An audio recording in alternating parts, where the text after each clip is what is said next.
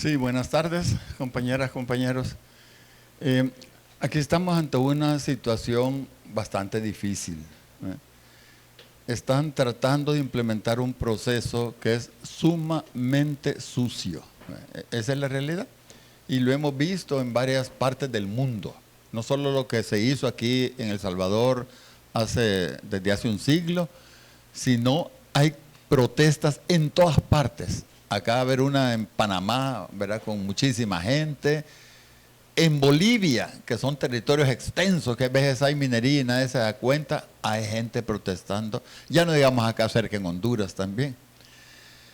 Entonces yo creo que es importante que las voces se alcen, ¿verdad? Y nosotros lo que le pedimos al señor Bukele, a Nayib Bukele, le pedimos que despoliticemos esto, porque así dijo Félix Ulloa, no politicemos esto. Va, pues, entonces, llevemos la discusión al plano técnico, ¿verdad? Que nos diga cuál es la forma como va a sacar el oro. Si él a mí me muestra que es una forma que no contamina, yo cambio de opinión en este momento. Claro, pues si lo que tenemos miedo a la contaminación, tenemos miedo que nos destruyan el agua, que nos destruyan el territorio, ¿verdad? Yo sé que las concentraciones de oro que hay en este país son de 1 gramo por tonelada. Eso quiere decir la millonésima parte. Agarra 1 gramo de oro y 1 millón de gramos de roca contaminada. Encima con un montón de cianuro y otras cosas. Entonces, que muestre él cuál es la técnica, que la muestre y discutamos técnicamente, ¿verdad? ¿Dónde va a sacar el oro? ¿Qué concentración ha encontrado él ahí? ¿Qué químicos va a usar para extraerlo? ¿Verdad? ¿Cuánta agua vamos a necesitar? ¿Qué va a hacer con el agua impregnada de químicos y la tierra impregnada de químicos? ¿Qué va a hacer para mitigar eso? De todo lo que va a sacar, ¿cuánto le va a quedar a la empresa y cuánto le va a quedar al Salvador? Eso es otra cosa importante. O sea, que nos diga, discutamos eso técnicamente, porque es que ahí uno encuentra, ¿verdad?, ebrios ahí como, ¿cómo se llama este señor? Giovanni Galeas y gente así, pues, ¿verdad?, que Romeo Lemus. Digo, yo quisiera suplicarle al presidente que saque esa basura de la discusión, ¿verdad? Mejor discutamos técnicamente, ¿verdad? Pero aquí las cosas no se dicen técnicamente, sino que se ponen ahí un montón de insultos y cosas. Apartemos todo eso. Vamos a una discusión técnica. Entonces, esa es la llamada que queremos hacer y por eso estamos aquí en este conversatorio, ¿verdad?, para escuchar opiniones y comentar y platicar, y a lo mejor alguno sabe ahí dónde es que va a estar esas vetas que ha encontrado el presidente y todo, ¿verdad? Pero esperamos nosotros que no se nos vaya a destruir el territorio salvadoreño. Eso es todo. Gracias al doctor Ricardo Navarro, presidente del CELSA, y en este momento vamos a escuchar el mensaje también del secretario general del FMLN, Manuel Flores. Bueno, gracias doctor Lourdes y Isabelo, gracias a la prensa que ha venido, como siempre, atenta pues a los llamados que la patria hace, porque este es un tema de nación. A las personas que han venido, gracias, y poco a poco se están sumando. Recordemos que es viernes, el tráfico está terrible, pero gracias a ustedes por estar aquí. La idea de este conversatorio precisamente es eso, lo que el doctor dijo. Queremos saber en verdad de qué se trata. Y como partido que hemos encabezado luchas históricas, no solamente en defensa de la gente, sino de la vida, también estamos preocupados. Y acá tenemos líderes de Cabañas, tenemos líderes de otros departamentos que han encabezado luchas históricas. Incluso uno de los ponentes que tenía que estar ahora acá no vino porque les acaban de revertir la orden de captura y los abogados los han llamado. Es decir, a ese tipo de cosas nos estamos enfrentando. Por eso es importante hablar en materia técnica de qué se trata. Y como decía el doctor, si van a sacar tanto oro y si nos convencen de verdad que no hay contaminación, pues lo que vamos a hacer son contralorías sociales para que no se lo roben. Esa es la realidad, porque no se trata únicamente de que vamos, no, el oro es de los salvadoreños, es de nuestra patria, no es de una transnacional ni de una persona, es de todos y todas. Por eso es importante el debate en la comunidad y vamos a ir a hacer debates a todas las comunidades, nosotros. Y ojalá, doctor, nos acompañe porque usted es una voz autorizada. Además, pues, como partido, el reconocimiento grande que fue de los, ¿cómo se llama? Fue uno de nuestra gente de honor que estuvo durante la firma de la institucionalización del FMLN cuando nacimos. Usted y Monseñor también, Rosa Chávez. Entonces, fue testigo de honor. Y por esa razón nos han visto durante décadas en la lucha. A Lourdes, después que fue la que trabajó con fuerza fuimos diputados con la ley antimin. Isabelo, pues de Santa Marta, un dirigente. Así que, gracias a la prensa, aquí estamos. Ya en unos minutos iniciamos las ponencias, ¿verdad? Los conversatorios, porque la idea también acá es que nosotros alcemos la voz, porque tenemos derecho a alzar la voz y que nos escuchen. No es posible que quieran algunas personas, mercenarios de las comunicaciones, querernos, silenciar. ¿Y por qué? Pues, como secretario general del FMLN ya les he dicho, nadie me va a callar. Y nuestro partido, ni siquiera la dictadura militar nos pudo callar. Así que aquí estamos, ya listos para iniciar este conversatorio. Y como les repito, este es el inicio. Este es el inicio. Y si tienen alguna pregunta, y si no, pues le vamos a dejar hasta el final. Gracias a nuestro secretario general Manuel Flores. Tenemos una pregunta por parte de la periodista Gabriela Sandoval de Mágico TV. Buenas tardes.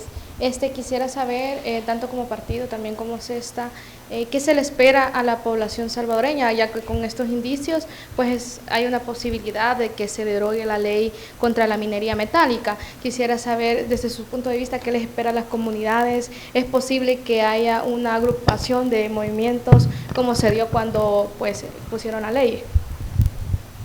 Sí, mire, lo que le espera a las comunidades es sufrimiento. Así de fácil, ¿verdad? Porque primero van a deforestar los últimos arbolitos que hay por ahí. Van a retirar gente. Ahí comienza el calvario, pues, porque si a mí me sacan de donde yo vivo, me meten en un problema, ¿verdad? Después van a comenzar a utilizar grandes cantidades de agua. Ahí varios pozos se van a secar.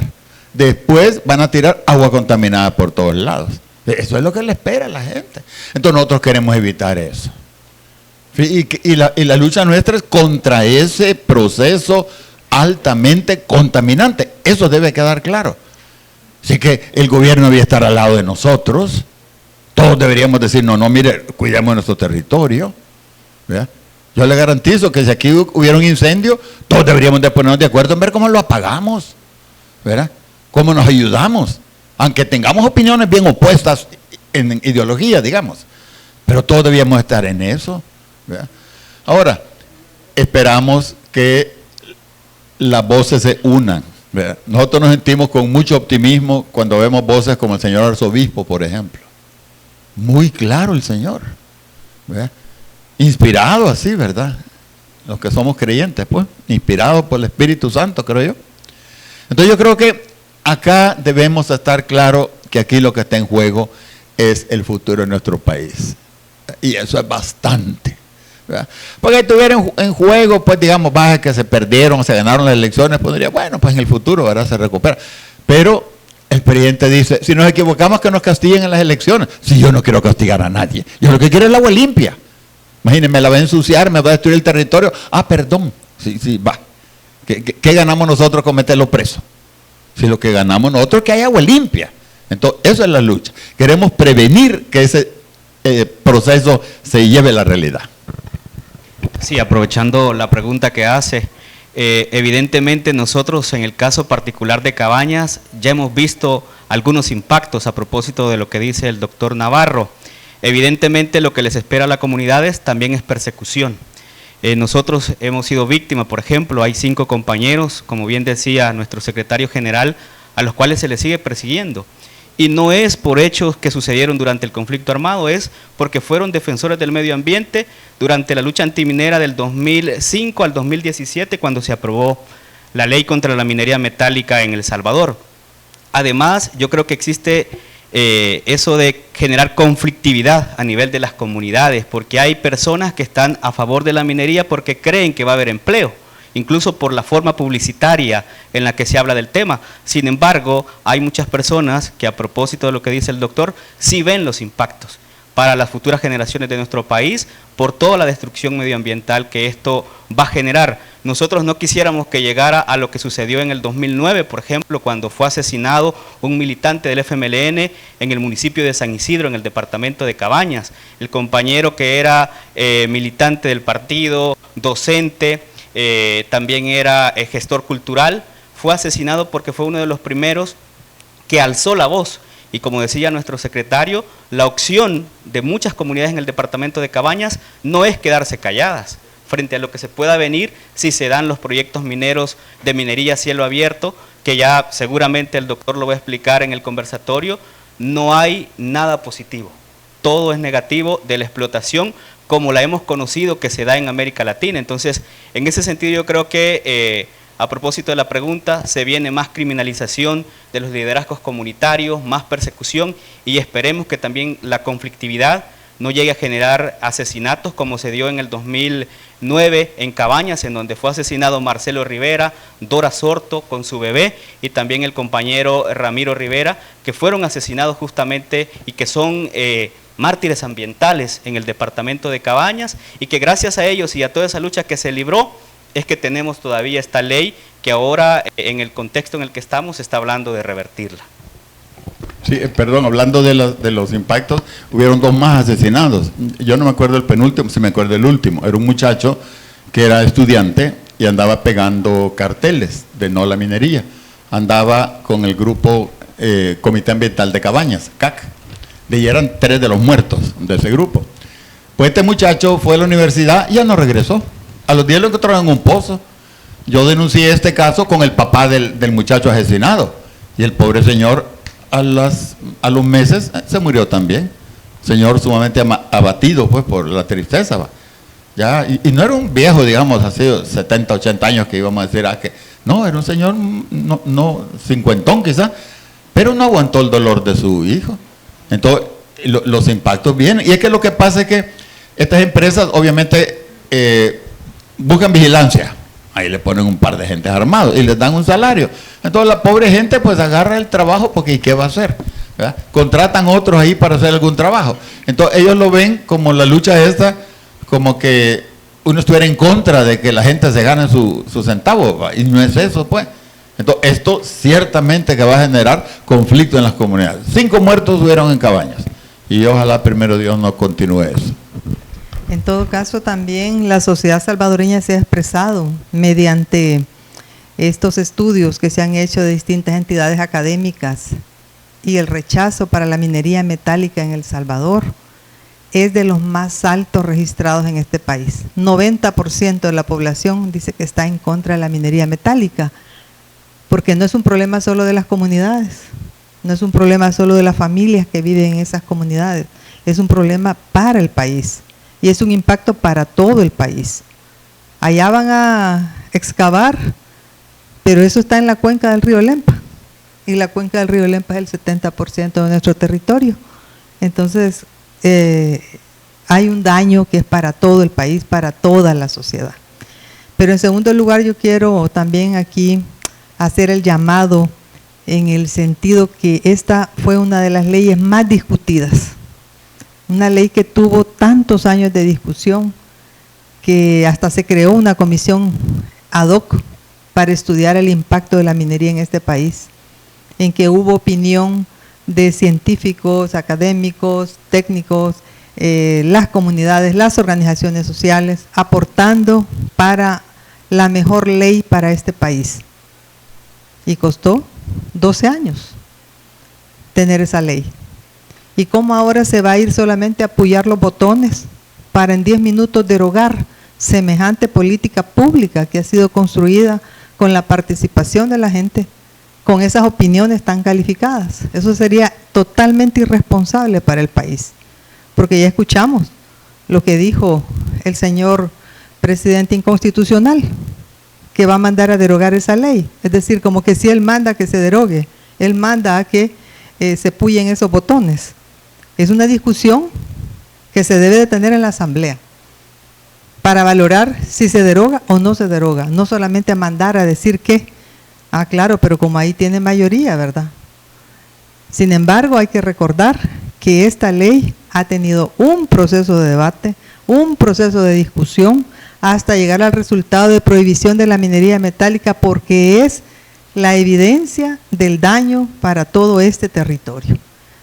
No es nuevo que se sepa que ahí hay yacimientos de oro y plata. Eso lo sabemos de décadas. De mucho tiempo se sabe que ese es el cinturón que tiene esa franja que tiene esos minerales. Pero justamente la ley lo que hace es proteger esos territorios, proteger esas poblaciones. Y entonces allí sí es totalmente irresponsable que se esté hablando de derogar esa ley que por hoy detiene la voracidad de esas empresas transnacionales y la voracidad del capital para hacer pedazos nuestro país y quedarse aquí con todo el daño, pero las ganancias son para otros y otras. Tenemos una pregunta más y vamos a escuchar a la periodista Stephanie Enríquez de Megavisión. Hola, buenas tardes a todos. Para el secretario del FMLN, sobre este tipo de foros van a estar desarrollando otros, como nos comentaba también, y sobre la derogación de esta ley, ¿harían otras actividades ustedes o invitarían a las comunidades a alguna marcha u otras, siempre en cuanto a este tema? Gracias. Bueno, nosotros estamos conscientes del papel que vamos a jugar. Siempre hemos acompañado al pueblo en sus demandas, en sus justas demandas. Claro que vamos a seguir haciendo este tipo de eventos en los territorios. Ya vamos a hablar con Isabelo para hacer uno en Santa Marta y en otras comunidades. Lo más importante es que también la gente, la comunidad misma, se exprese, pero en un régimen de excepción, donde están persiguiendo periodistas, están allanando viviendas, mucha gente guarda silencio. No es fácil, es una situación bien craneada, no es sencillo. Pero nosotros aquí estamos, por eso hemos decidido impulsar valientemente este evento y estamos transmitiendo en vivo. Mucha gente ahorita lo está viendo. A mí me dicen que si no tengo miedo, pues si mi miedo siempre se tiene, pero no soy cobarde. Soy responsable por la vida futura de mi generación. Y no hablo como Chino Flores, hablo como salvadoreño que soy. Y la misma preocupación de los que estamos acá, la misma preocupación de los que están atrás y de ustedes. ¿Qué le vamos a heredar a nuestras generaciones futuras? ¿Qué tipo de agua y de ambiente? No solamente es la cuenca del río Lempa, son todos los riachuelos del país, el ecotono, que es donde se disputan muchas especies cómo vivir. Y yo concuerdo con el doctor, técnicamente hay que hacer el debate. Y si van a hacer la derogatoria de la ley, que inicien un proceso de discusión con las comunidades. Y que vayan a las comunidades de los diputados. Allá los están esperando para que den cuenta de los $14,500 que piensa que la gente ya se le olvidó. O de los préstamos en los bancos, el banco hipotecario para comprar hasta apartamentos de $500,000. No se trata de eso. Se trata de debatir técnicamente. Y estoy de acuerdo con el doctor. No cualquier charlatán que llega a hablar a los medios, a acusarlo a él o a acusarnos a nosotros. ¿De qué? De defender la vida. Vergüenza debería de darles. Si lo que nosotros estamos haciendo es defendiendo la vida del pueblo salvadoreño. Pueden decir y acusarnos de lo que quieran, pero jamás vamos a traicionar a este pueblo que por décadas ha luchado por tener agua pura, agua limpia. Y tenemos mártires ambientales y eso no lo vamos a olvidar nunca. Son nuestra gente la que ha muerto, nuestra gente por luchar por la justicia. Bueno, muchas gracias. Finalizamos de esta manera la conferencia de prensa previa al inicio de este conversatorio, así que agradecemos a los colegas y a las colegas periodistas por habernos acompañado en esta parte de este programa.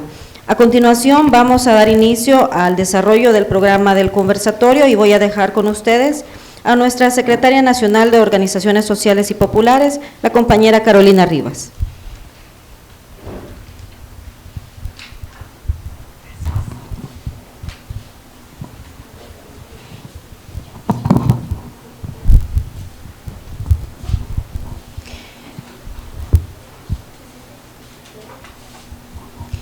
La verdadera riqueza de nuestro país se encuentra en cada familia trabajadora, amante de la libertad y respetuosa de las leyes, y no bajo nuestros pies en forma de metales.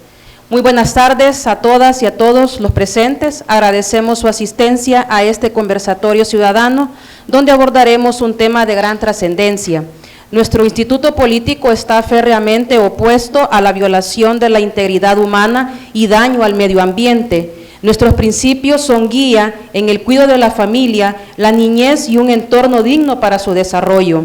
Expertos como el doctor Ricardo Navarro nos han enseñado desde hace muchos años sobre las consecuencias de la minería metálica a cielo abierto, así como todas sus secuelas negativas en la vida humana, flora y fauna. Agradecemos al compañero Isabelo Cortés, compañero luchador social, por asistir a este conversatorio y contarnos esta lucha histórica que por décadas ha venido realizando en defensa de nuestro medio ambiente y de la vida misma. Nos acompaña la licenciada Lourdes Palacios, compañera miembro del Consejo Nacional de nuestro partido, luchadora incansable desde su experiencia legislativa y en organizaciones sociales protectoras del medio ambiente. Para finalizar este evento tendremos las palabras del licenciado Manuel Flores, compañero biólogo de profesión y secretario general, quien coordina el trabajo político y social del FMLN, con experiencia legislativa, municipal y organizativa en el tema. Ella y ellos serán nuestros ponentes. El propósito de este conversatorio es generar conciencia, construir argumentos fuertes en defensa de la vida y atacar las noticias falsas para que la ciudadanía cuente con información veraz. Un llamado a los movimientos sociales y ambientales a seguir en la denuncia y lucha por un mejor país. Aprovechamos para saludar a quienes nos sintonizan por medio de nuestras redes sociales en esta transmisión en vivo. Ustedes también pueden participar con sus comentarios y preguntas.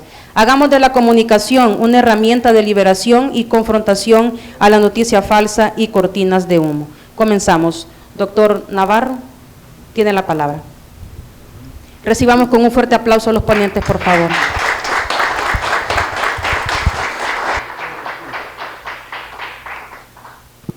Gracias. Acá entiendo que vamos a hablar de extractivismo y energías inadecuadas, como se dijo.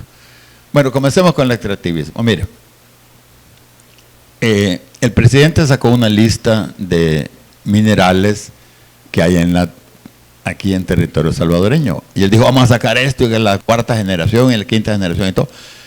Miren, en el planeta los minerales están en todas partes, en todas partes. Lo que varía es la concentración. Ese es el punto, ¿verdad? Yo no dudo que aquí haya galio y cosas que él nos dijo. Uranio, vamos a encontrar uranio en concentraciones que no es viable extraerlo. ¿Saben dónde está la concentración más alta de oro? Está en el océano. ¿Y por qué no lo sacan? Porque el océano es bien grande, porque está en una concentración tan baja que no se puede, va a costar mucho, va a costar más sacarlo que venderlo. Eso es claramente. ¿Qué ha pasado en El Salvador? Antes, quizás siglos atrás, el oro a lo mejor se encontraba en pepitas de oro ahí en un río, ¿verdad? Yo usted encontraba pepitas. Después ya no habían de esas. En las vetas, ¿verdad?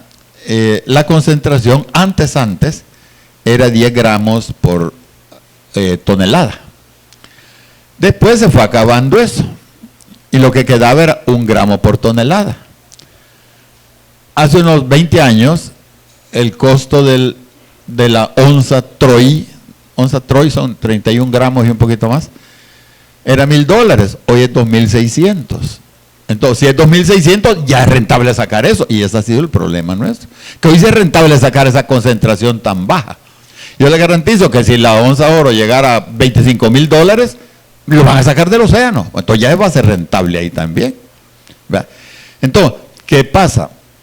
Cuando es poca la concentración, hay que hacer más esfuerzo para sacarla.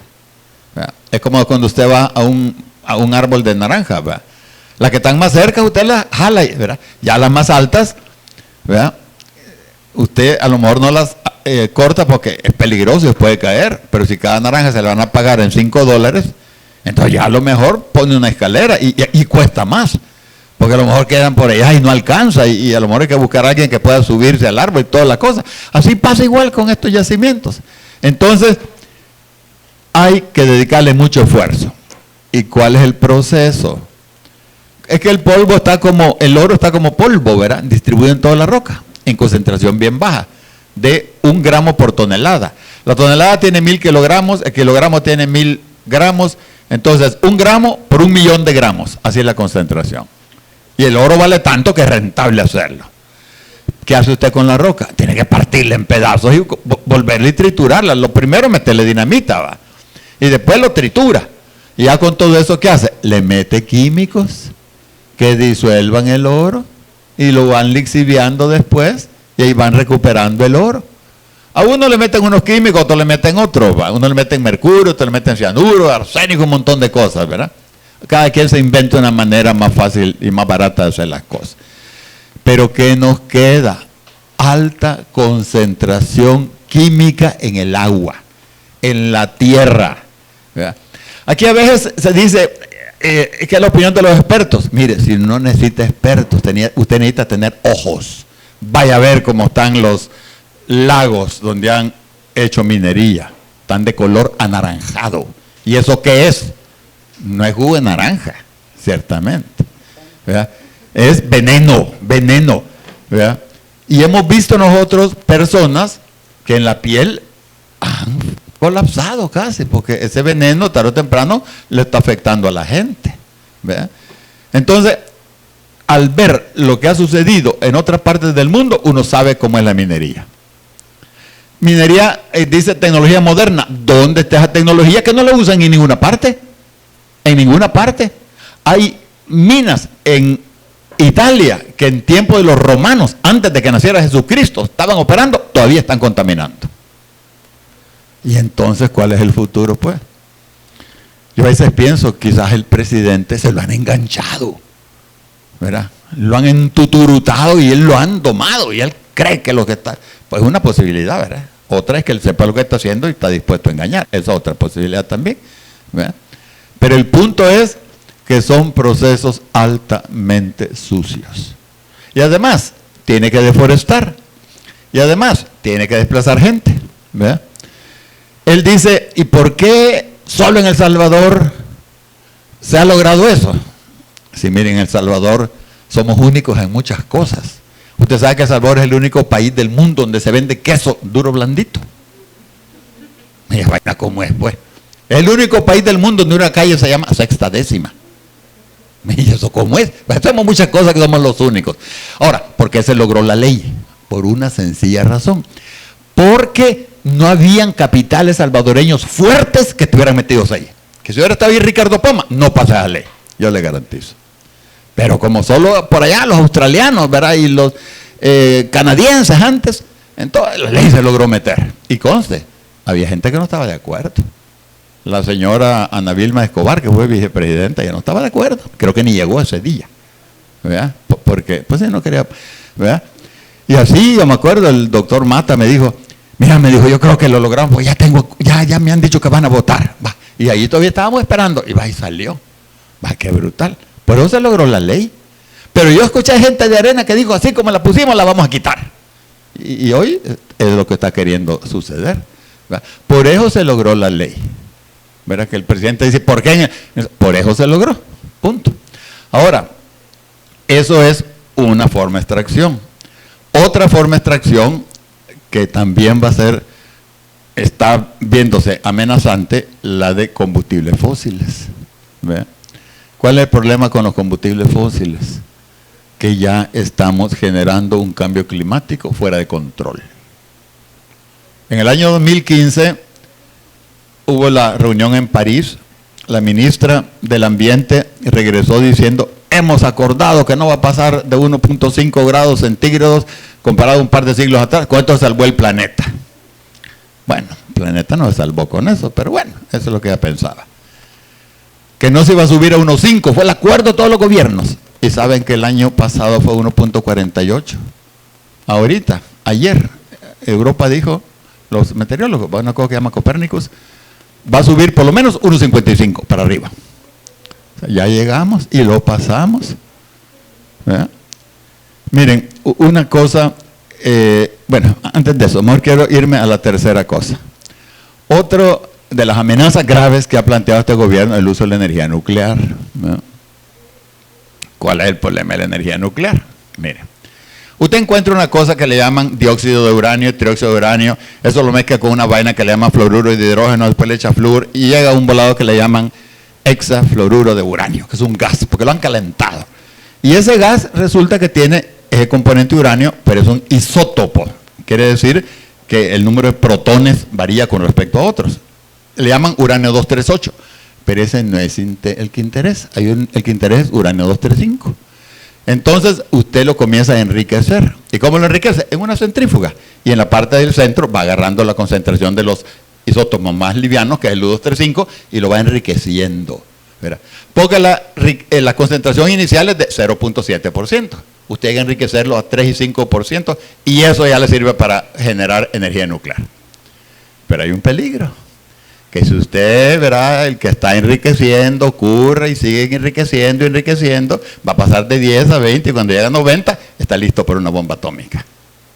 Entonces hay que tener cuidado que estos técnicos no les pasen la mano, no lo van a llegar a decir, estamos a dar $1 millón y conseguimos uranio 235, el 90% de enriquecimiento, ¿verdad? Y eso es un peligro, que todos los que producen energía nuclear lo tienen. Pero bueno, ¿cuál es el problema?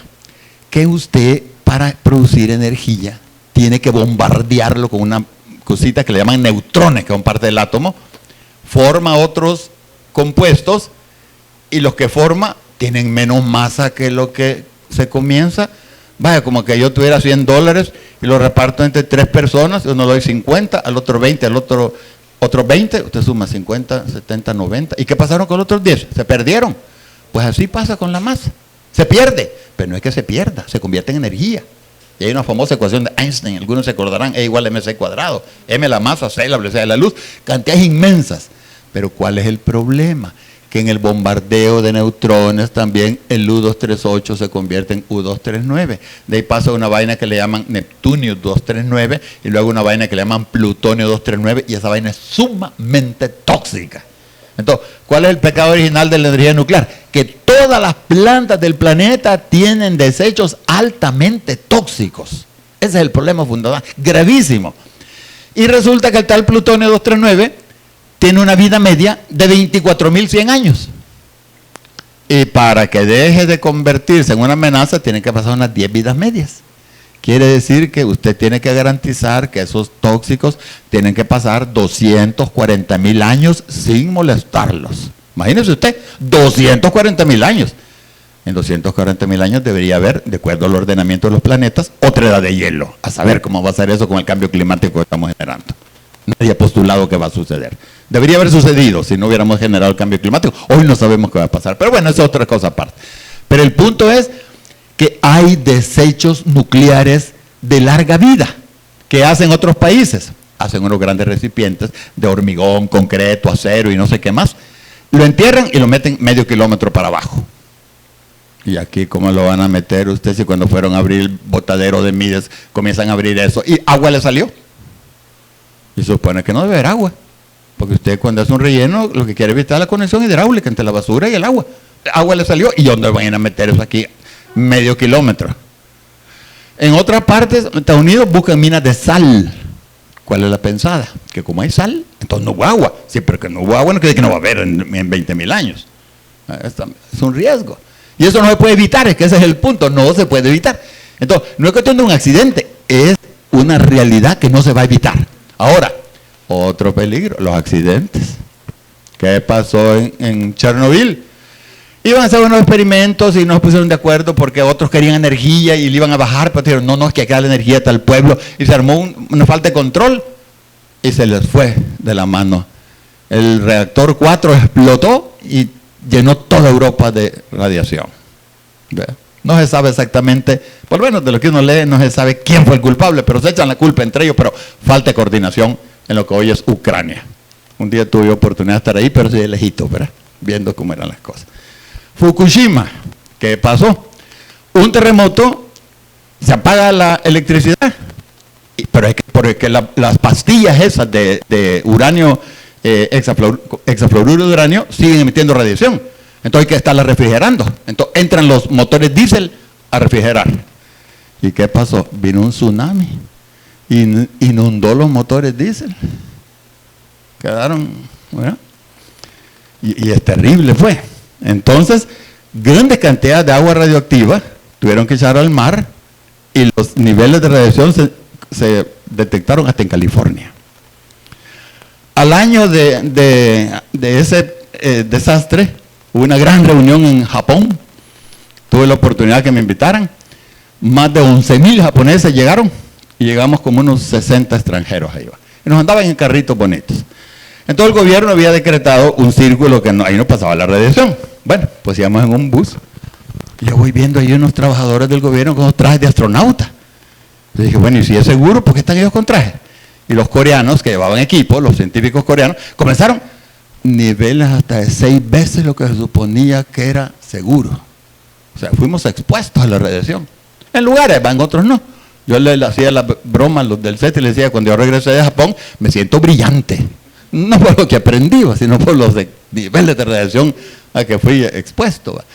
Y los gobiernos siempre están acostumbrados a reducir el margen de daño porque dicen, es que si lo extendemos, mire, ahí hay ganaderos, la gente no quiere la leche radiactiva, hay gente que produce granos, frijoles o qué sé yo qué, no quieren eso. ¿Verdad? Entonces miren, la conclusión de todo esto que les puedo dejar es que ya no podemos seguir extrayendo cosas del subsuelo. Ya hemos sacado bastante. El oro, ¿saben para qué sirve? El 80% es para joyas, anillos y cosas. ¿Ve? ¿Para qué sirven los diamantes de Sierra Leone? Para que se maten los pobres entre ellos. Para eso sirve. Entonces yo creo que como norma general no deberíamos seguir sacando cosas del subsuelo. El petróleo tiene que ser sustituido por energía solar, del viento y reducir. Porque es que la gente a veces, vaya, yo me sé de alguna plática hubo de los de CEL con algunos universitarios, ¿va? Que anda ahí con la energía nuclear. ¿Y cómo van a satisfacer la demanda? Díganos cómo. Así que no es de satisfacer la demanda, hay que reducirla también. ¿Vea? Nosotros en el CESTA, fíjense que nos dijeron, hay que poner ventilación porque el taller y todo. Pusimos árboles, utilizamos técnicas que se conocen como de arquitectura solar. No necesitamos nunca aire acondicionado, nunca. En mi casa nunca aire acondicionado. Tengo árboles, eso sí, pero no aire acondicionado. Es ir viendo la forma. Es ir viendo la forma. Aquí cuando usted pasa por un centro comercial a las 2 de la mañana, todas las luces encendidas. ¿A cuente qué? Vaya a comprar un televisor, 100 televisores encendidos. Y si quieren, y en el mismo canal, para fregar, porque si fueran distintos canales uno se entretiene un poco viendo cosas, ¿va? El mismo canal, uno debería estar encendido. Y si alguien quiero ver aquel, toca que se le enciendan, pero están todos. Es que es un gran derroche. Ese es el punto. A nivel internacional, hay un científico famoso que, junto con una señora, descubrieron, o postularon más bien, lo que llaman la teoría Gaia, ¿verdad? Que el planeta es un ser vivo y todo. Se llama Lovelock, ¿verdad? La otra señora se llama Margulis. Lovelock, ¿qué dice? Es que dice, con energía renovable, él es muy inteligente y la teoría es una gran cosa, pero él dice, con energía renovable no podemos mantener viva la llama de la civilización. ¿Y será que queremos mantener viva la llama de la civilización? Si esa llama de la civilización, entre otras cosas, tiene un complejo militar industrial que en el planeta está gastando cada día, no cada año, sino cada día, más de 7,000 millones de dólares. Imagínense usted, 7,000 millones de dólares produciendo cosas para matarnos entre nosotros. Pregúntele a los de Gaza qué piensan de eso. Mire la guerra que hay entre Rusia y la OTAN en territorio ucraniano, porque no es Rusia, entre Rusia y Ucrania, como nos ha hecho creer, es Rusia y la OTAN en territorio ucraniano. Pregúntele qué piensan de eso. O sea, el momento que nosotros nos civilicemos, los ejércitos van a tener que desaparecer. Claro, son hermanos y hermanas nuestras los que trabajan ahí. Bueno, preparemos a toda la gente que en vez de anden en aviones con capacidad para ir a bombardear Honduras y Nicaragua, en helicópteros para sacar gente cuando haya una gran inundación, por ejemplo. Siempre, yo recuerdo haber la vez pasado un incendio, andaban helicópteros tirando agua, deberían haber andado 20 helicópteros tirando agua. Ese es el punto. Yo creo que necesitamos a nivel nacional y a nivel internacional hacer cambios fundamentales. vamos en camino a nuestra propia destrucción en la forma que vamos. En esa forma, y va a ser la destrucción, y ojalá no sea antes de que termine el año, con las actitudes que está sucediendo, que el presidente Biden ya dio orden de que pueden bombardear Rusia, y ya dijo que hay que darle las armas nucleares a Ucrania. El momento que eso suceda, pues, es de despedirse de la familia, ¿verdad? Ciertamente. Ojalá que eso no suceda. Trump está con más miedo. Trump ya dijo también, me van a entregar una presidencia con una guerra mundial en camino. Está preocupado el viejo, si nadie está preocupado. El otro, como ya está más viejo, va a decir, bueno, me muero y qué vamos. Pues sí, pero ¿y los que están, los hijos y los nietos, cuál va el futuro de ellos? Entonces, esos son los cambios que debemos hacer en la sociedad, compañeros. Gracias.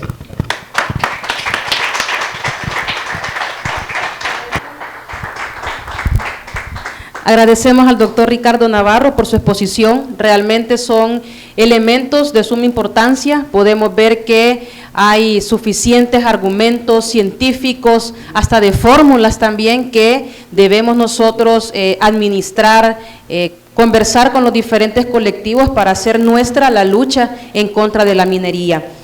Seguidamente vamos a escuchar la intervención del compañero Isabelo Cortés, compañero miembro de nuestro Consejo Nacional también, luchador social con una larga trayectoria organizativa en una zona emblemática como lo es Santa Marta Cabañas. Compañero Isabelo, tiene la palabra. Gracias, gracias. Buenas tardes a todos y a todas, a nuestro secretario, al doctor Navarro, a la compañera Lourdes. Gracias por la oportunidad. Aquí debería de estar uno de los compañeros que está siendo perseguido por ser defensor del medio ambiente en el departamento de Cabañas.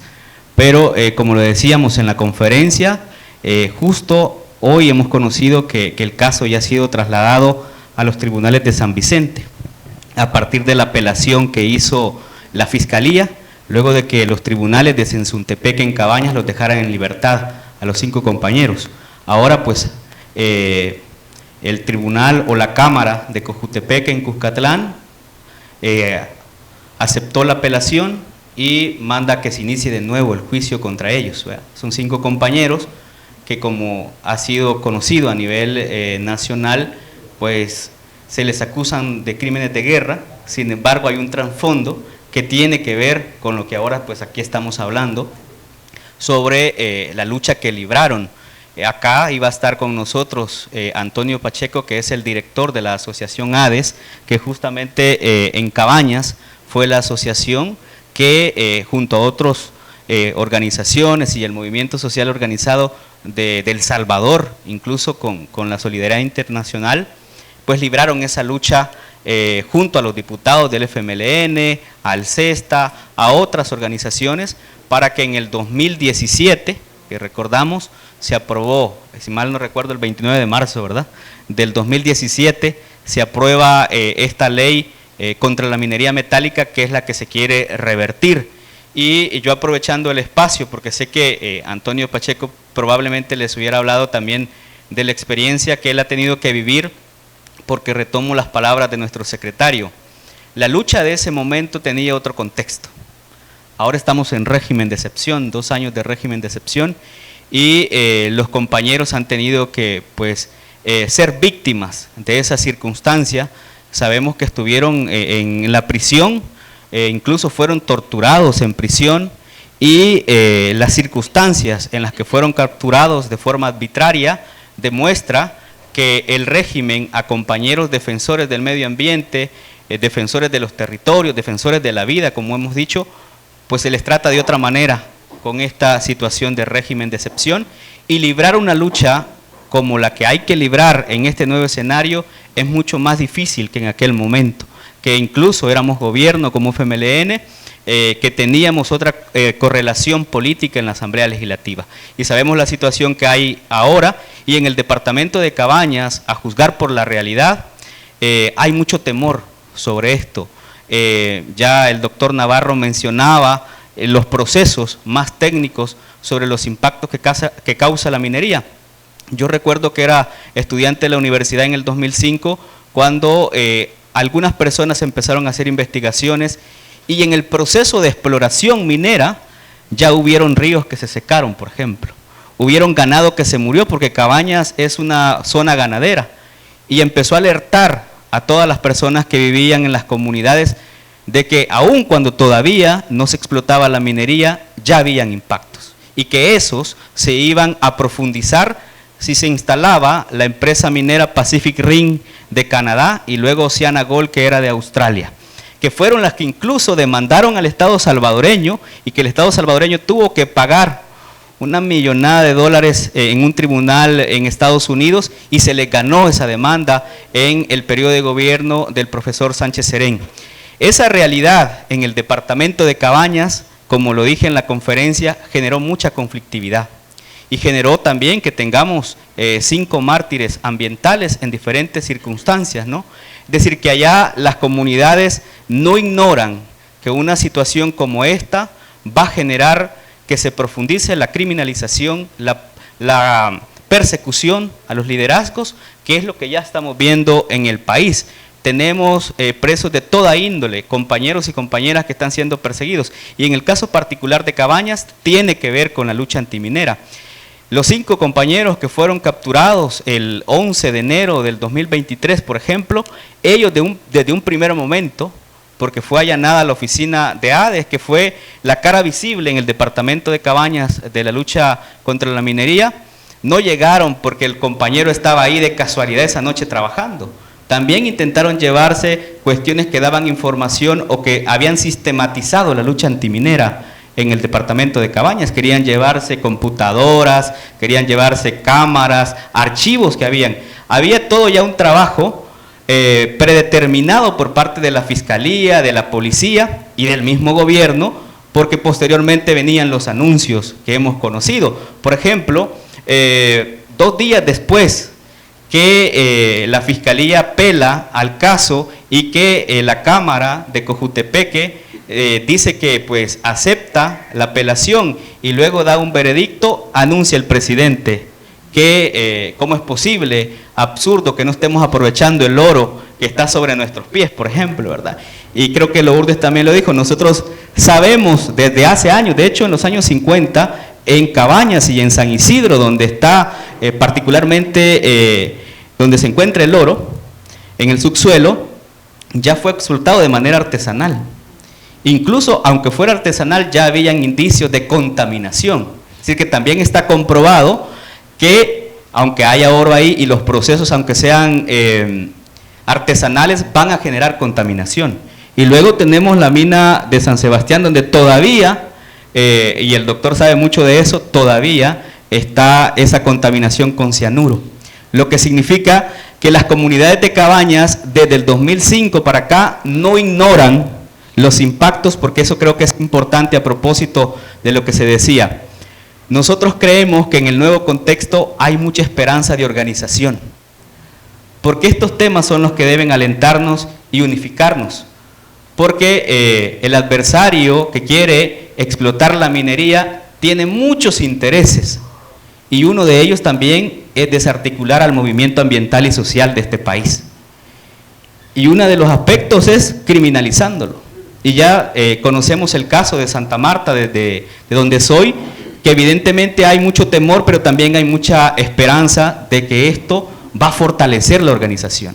Y tenemos que ir al encuentro de esas comunidades que están diciendo, hay que hacer reuniones, hay que informarnos. Lo que decía el doctor, abordemos, ojalá y veamos a los diputados oficialistas también rindiéndole cuenta a la población del por qué van a derogar la ley. Derogar sería la palabra, ¿verdad? Derogar la ley que fue aprobada después de años de discusión, de trabajo con las comunidades, y en ese momento incluso a nivel de Cabañas y Chalatenango se hicieron consultas para crear ordenanzas municipales, y fue la misma ciudadanía la que se empoderó del tema y le dijo no a la minería. Esperaríamos que ahora en el nuevo contexto suceda esto mismo, porque sí, en algunos casos, quienes están planteando que están a favor de la minería, lo hacen desde el fanatismo y la ignorancia, porque mercadológicamente hay una apuesta publicitaria por convencer a muchas personas de que la minería es viable, cuando ya está demostrado que no lo es, ya hay suficientes argumentos técnicos, y si hay una forma de demostrar que la minería no va a contaminar, pues que nos demuestren con hechos. Ya el doctor incluso retaba a que de estos temas deben hablar personas que tengan criterios, no cualquiera que se le ocurra en redes sociales, como lo que está pasando, que defienden intereses que no están apegados a la realidad salvadoreña. En Cabañas está Santa Marta, en Cabañas está Hacienda Vieja, en San Isidro, están en La Maraña, La Trinidad, donde la gente ya vivió los impactos de la minería, aun cuando no se permitió la explotación. Ya vivió la persecución, ya vivió el tema de las amenazas. Bueno, yo en ese momento incluso trabajaba particularmente como corresponsal comunitario en una radio comunitaria. Nosotros sí vivimos ya las amenazas, y en esos momentos las empresas transnacionales estaban aliadas con los gobiernos locales, que es otra de las cosas que hay que tener en cuenta. Esperemos que los gobiernos locales, que saben que el porcentaje, el doctor puede aclarar eso, es del 1 o el 2% de ganancia, ¿verdad? Es decir, no es cierto que la ganancia, porque allá en Cabañas también el oficialismo anda diciendo que van a haber ganancias. Y ese 98%, ¿dónde va a ir a parar y a costa de qué? Que hay que entender también esa dimensión. ¿A costa de qué puede darse la minería en nuestro país cuando sabemos ya lo que va a generar en los territorios? Y yo quiero reiterar lo que se decía también en la conferencia. Miren, no va a ser solo Santa Marta, en Cabañas, en Victoria, que estamos allá frontera con Honduras, no va a ser solo en San Isidro, donde justo se ubica la minera, porque incluso ya hay ahí empresas que andan tratando de comprar terrenos, ya hay empresas que están ofreciendo el empleo a las personas, ya hay empresas que están tratando incluso de decirle a las personas, le doy tanto para que usted nos venda su vivienda, su terreno y se vaya a otro lugar, antes de, porque saben los impactos que eso va a generar, ¿no? Y en esa lógica también, en el departamento de Cabañas, nosotros le decimos, esto debe unificar a El Salvador y a Centroamérica, porque ya se ha hablado de la minería transfronteriza, y ya hemos tenido también algunos impactos en ese sentido de minas como la del Cerro Blanco. Y ya se ha hablado de esos impactos y las comunidades de Cabañas lo saben. Y yo por eso, cuando hablábamos de la posibilidad de platicar de estos temas, decía, sí hay que insistir mucho en que nuestra población, que nuestras organizaciones, que las comunidades en un primer momento deben informarse de lo que está pasando, porque hoy en las redes sociales hay un bombardeo tan fuerte y algunos creen tener la verdad absoluta, y particularmente con el oficialismo está pasando eso, y le están vendiendo ideas erróneas a las comunidades, porque allá en Cabañas hay gente que dice que va a haber empleo, pero empleo a costa de qué. Incluso eso genera más conflictividad, porque están quienes nos oponemos a la minería y según ellos también nos oponemos a su empleo. Y no es cierto. ¿Qué tipo de empleo le pueden generar a alguien en una minera? Porque la mano de obra calificada no va a ser ni salvadoreña la que van a traer. Y la mano de obra no calificada, ¿para qué tipo de trabajos, por ejemplo, va a ser expuesta en esos territorios? Entonces, a todas luces, y Cabañas debe alertarse, yo creo que vamos a tener que ir al encuentro de esas comunidades que ya nos están diciendo, abordemos el tema, abordémoslo nuevamente, reactivémoslo nuevamente. Me decía un sacerdote en Cabañas el otro día, la Iglesia Católica también tiene una responsabilidad, porque en nuestras comunidades la mayoría de población es bien cristiana. Y qué bueno que hemos escuchado voces de la Iglesia Católica pronunciándose, porque acompañaron la aprobación de la ley en el 2017, y todos esos entornos debemos de acompañarlos también nosotros como instrumento político, porque creo que aunque no tenemos diputados, pero esta lucha no va a ser de ahora solamente, se va a prolongar, incluso vamos a tener que acompañar las marchas. Hay muchos temas ahora en la agenda, pero los temas que ahora se están dando allá en Cabañas y que también pues tienen implicancia en todo el país, debemos acompañarnos de manera mucho más fuerte, mucho más empoderada, porque la realidad nos demanda que frente al régimen, unidos y separados no podemos resolver lo que está pasando. Y frente a ello, yo le decía también a alguien el otro día en Cabañas, no es una opción quedarnos callados. No es una opción quedarnos callados, hay que denunciar la persecución que están recibiendo, la criminalización que están recibiendo compañeros y compañeras, pero también debemos generar mucha más correlación comunitaria y social, que nos hace falta para enfrentar esta realidad. Yo esperaría también que a los compañeros no vayan a prisión a los compañeros de Santa Marta, porque si ellos fueron los que libraron y están dispuestos a seguir librando la lucha, seguramente haya una dedicatoria de lo que quiere hacer el régimen contra ellos, y esperemos que eso tampoco desaliente a quienes están de nuevo retomando la lucha antiminera en el departamento de Cabañas, porque evidentemente hay mucho temor en nuestra sociedad por lo que está pasando y por cómo el régimen y el presidente inconstitucional intenta pues de alguna manera amedrentar a quienes tienen una voz crítica a lo que se está haciendo. Conocimos incluso a las compañeras periodistas también. En el caso de Santa Marta tenemos compañeros periodistas comunitarios que tienen mucho temor de abordar el tema. Incluso se está dando la autocensura en algunos casos. Y eso también, pues ahora que tenemos la posibilidad de decirlo públicamente, es lo que está pasando en El Salvador. Porque hacia afuera creemos que el país está bien y no es cierto. Todos estos casos son hechos concretos, son reales, que se están dando, y que llegue la minería a nuestros territorios, lo que va a profundizar es que se repitan muchos más estos casos. Muchas gracias.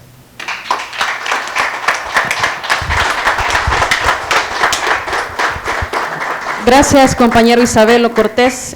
Una exposición bastante amplia, desde la base prácticamente. Isabelo y un colectivo han sobrellevado diferentes banderas, diferentes batallas, y está comprobado que solo la lucha, la organización es la que en este momento nos puede salvar de toda esta problemática que tenemos de país, no solo con el tema de la minería, se ha hablado de la persecución política, la contaminación, que también esto viene para nuestro país, y toda una cadena de desgracias prácticamente que tenemos ahora en este contexto. Entonces, está comprobado, este espacio es importante también para que seamos multiplicadores de lo que está sucediendo, que tengamos de primera mano elementos concretos y fundamentos, argumentos para hacer el debate sano y constructivo dentro de nuestros colectivos y fuera de ellos. Es un compromiso como luchadores sociales, como militantes también, y que estamos inmersos en el trabajo orgánico día a día, multiplicar toda esta problemática y también empujar, abanderar estas banderas de lucha que nos competen a todas y a todos. Así es que, Isabelo, muchísimas gracias. Continuamos con la intervención de la compañera Lourdes Palacios, compañera también miembro de nuestro Consejo Nacional, con trayectoria en la lucha medioambiental. Ella estuvo también dando la batalla en este tema desde que en la parte legislativa se abordó y se aprobó esa ley que prohibió la minería en nuestro país, y en este momento también tiene un trabajo con presos políticos, mujeres, etcétera, etcétera. Así es que, Lourdes, tiene la palabra. Gracias. Gracias, compañera Carolina. Creo que es bueno traer la experiencia reciente de cómo fue este proceso de lucha para llegar hasta la ley y cómo eso se traslada al presente ahora, ¿verdad? Porque hay que aprender de esas lecciones. Bueno, como aquí se ha dicho, en el 2005 inició esta batalla, y es uno de los primeros casos de persecución política que se ha dado acá, por lo que ya se ha señalado, de llegar hasta las víctimas mortales que tuvo esta voraz industria que se quiso implantar en el país y que se quiere implantar en el país. Y aquí hay que también recordar que ha sido el FMLN el que siempre estuvo en ese proceso de lucha, y el grupo parlamentario, de una manera muy sólida, acompañando a la gente, acompañando a las organizaciones sociales. En el 2005, cuando se presentó la primera pieza de correspondencia, se señalaba el caso de Chalatenango, y que había esa inquietud porque allá habían llegado algunos personajes que no se sabía para qué andaban recogiendo tantas piedras allá en Guarjila. Entonces andaban recogiendo piedras, eran muestras que andaban obteniendo, y haciendo unas perforaciones y sacaban piedras, y la gente no sabía qué pasaba. Entonces se presentó una pieza de correspondencia para decir qué están haciendo en Chalatenango, cuál es el objetivo de andar haciendo ese tipo de perforaciones. Y ahí fue como empezó esta batalla para saber cuál era el objetivo de eso. Después se conoció también lo de Cabañas, al mismo tiempo, en el mismo año. y fue muy importante la reacción de las comunidades en la defensa del territorio, porque ya para el año 2006, se recuerdan que estaba gobernando Antonio Saca. Entonces el Ministerio de Economía y la ley de minas e hidrocarburos, que en ese entonces existía, permitía la exploración y explotación minera. Pero se hizo una marcha que duró 3 días desde Chalatenango hasta el Ministerio de Economía para exigir que no se fuera a desarrollar la industria minera en El Salvador. Esa fue una de las primeras acciones que marcó desde ese entonces que las comunidades, que son las más afectadas, ¿verdad?, donde pasa toda esa zona de yacimientos, que había pues ese nivel de oposición. Y fue cuando se empezó a organizar todo aquello y se empezó a extender, digamos, la información, porque hay que decir que hubo mucha concientización, hubo mucha sensibilización, explicar cuál era el impacto de la minería metálica en el país. Creo que ese punto hay que traerlo a presente, porque ahora vamos de nuevo a esa gran labor que debemos hacer, compañeras y compañeros. ¿Cómo se debe informar adecuadamente esta situación en las comunidades? Porque como bien señalaba aquí el compañero Isabelo, nos meten desinformación en las comunidades para ponernos en contra de nosotros mismos. Allá se está diciendo que va a haber trabajo. En aquel entonces a la gente le regalaban cuadernos, les ponían tanques de agua, apoyaban las escuelas, daban apoyo psicológico a los niños y niñas en la tarde, les ayudaban a hacer las tareas para que se fuera generando la mentira de que la empresa minera que estaba en ese entonces, que era la Pacific Rim, estaba ayudando a la población. Y de esa manera pusieron en contra a muchas familias incluso, ¿verdad? De tal manera que justo hay que traer eso ahora al presente, de cómo hay que hacer esa labor de información y de sensibilización. Creo que ahora la propaganda gubernamental que aquí y en otras partes del mundo se está dando para decir que este es el país de las 1000 maravillas, va a pasar lo mismo en el tema minero. Miren cómo han acaparado la atención en todos los medios de comunicación. Acaba de haber un gran foro internacional acá sobre el tema minero, que era justamente para ponerlo como antesala a esa declaración que hizo el presidente. Entonces, traigámoslo eso a presente, porque en ese entonces fue la concientización, la sensibilización y todo este proceso que hubo de informar a las comunidades. No tiene que quedar esto a la libre, hay que hacerlo de manera organizada, hay que ir familia por familia informando de esta situación.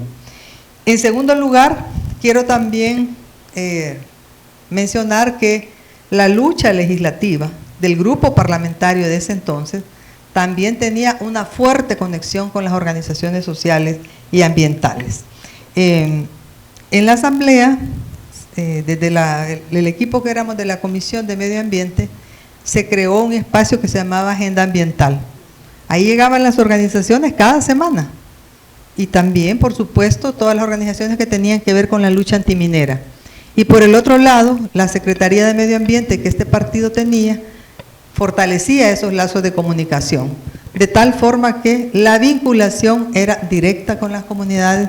Fuimos a muchas comunidades en ese entonces, llegamos a Cabañas con una tribuna legislativa, también en Chalatenango con otra tribuna legislativa para ver este tema en específico, y eso demostraba, digamos, como ese hilo conductor o ese solo eje, digamos, de la lucha y de conexión con las comunidades y con el partido, de tal manera que en la Asamblea Legislativa, pues también se tenía esa misma representatividad. No hay diputados y diputadas ahora, pero eso no quiere decir que no se haga a través de los concejales y concejalas que este partido tiene en cada uno de los municipios, porque no es solamente de Santa Marta la lucha. Esta lucha es de todos y de todas. Y hay que unir esfuerzos para que todo el territorio lo defendamos. Y ese territorio se llama El Salvador. No solamente ahí es donde está la amenaza de la minería. Y sin digamos, la representación que hoy está a nivel de los concejales y concejalas, bueno, aquí está la compañera Liliana también, ¿verdad?, que es concejala. nos tiene que poner en esa lógica, de esa conexión y ese vínculo.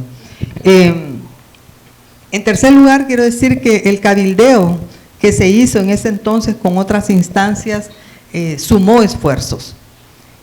La relación con la Conferencia Episcopal del Salvador, que se pronunció en su conjunto de manera unánime contra la minería metálica, fue un esfuerzo que se hizo con las comunidades y con el grupo parlamentario, de conversar, de llegar a informar, de decirles cuáles iban a ser esos impactos.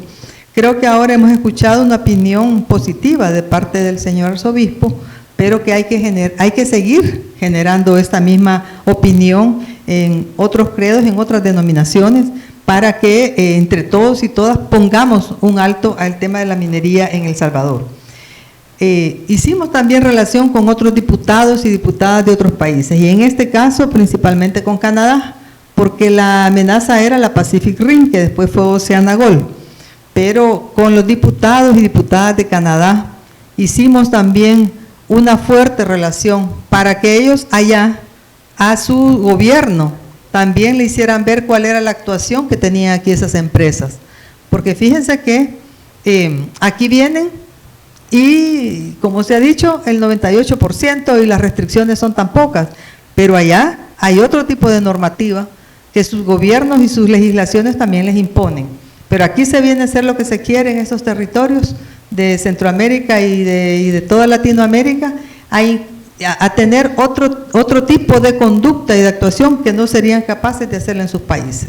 Entonces creo yo que ese es otro de los puntos que hay que trabajar para que desde el partido se tenga este nivel de búsqueda de relaciones y de este trabajo político, diplomático que hay que hacer con estas personas que tienen que ver con este nivel de inversiones. Se planteó en aquel entonces también, desde los dos programas de gobierno, fue clara la posición del FMLN en cuanto a la minería metálica. Y tanto Mauricio Funes como Salvador Sánchez Serén plantearon que no era viable la minería en el país. Había una gran oposición, por supuesto, porque para eso estaban los de derecha. Y en la Asamblea Legislativa no se lograba avanzar porque tenían esa correlación, pero la intencionalidad, la actuación del FMLN desde los programas de gobierno dejó claro que la posición era de una lucha contra la minería metálica, una posición clara. Y eso también suma a lo que en ese entonces había como lucha legislativa. Entonces, vuelvo de nuevo, tenemos la representación en los consejos municipales, pero también la lucha que ya se ha ido extendiendo con la mesa frente a la minería metálica. Hay un espacio centroamericano también de lucha contra la minería. Esto, yo reitero, no es solamente de El Salvador, ya si lo vemos en el sentido de la región, porque las cuencas compartidas tienen este nivel de riesgo.